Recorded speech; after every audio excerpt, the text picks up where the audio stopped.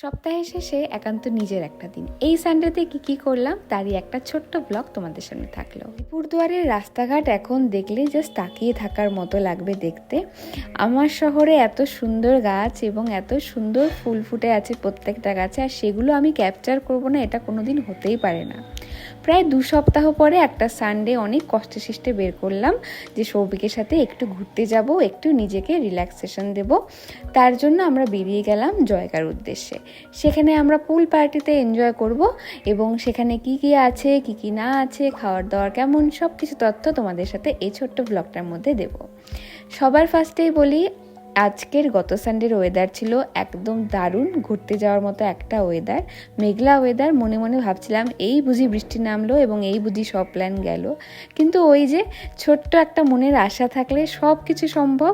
সেই জন্যই আমরা চলে গেলাম এত সুন্দর রাস্তা দিয়ে ঘুরতে ঘুরতে